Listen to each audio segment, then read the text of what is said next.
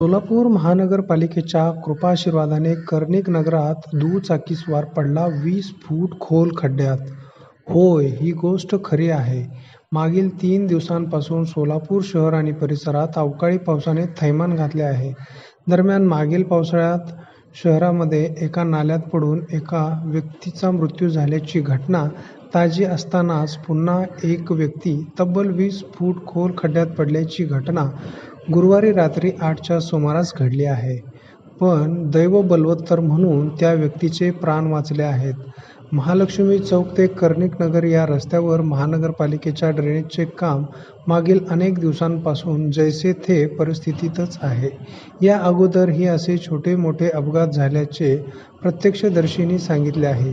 सदरील व्यक्ती या मार्गावरून प्रवास करीत असताना या परिसरात आल्यावर समोरून येणाऱ्या 4 चाकीच्या लख्ख प्रकाशाने रस्त्याचा अंदाज चुकून ते थेट 20 फूट खोल खड्ड्यात पडले आहेत.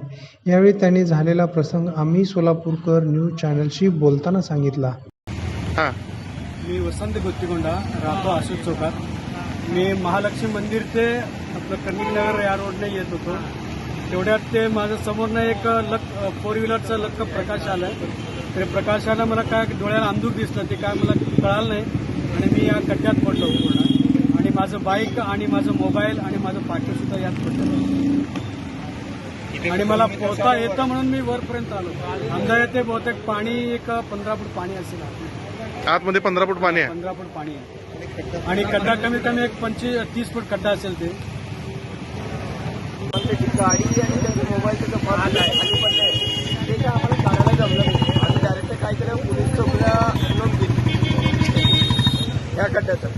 चौकीवरून 2 माणसं आली, त्यांच्याकडून आमचं बोलणं झालं. त्याच्यामध्ये माणूस अग्निशमनची गाडी, अग्निशामकची पण गाडी आली. ती पण एवढं माणूस माणूस आहे आणि माणसाला वाचवलं म्हणून सांगितलं.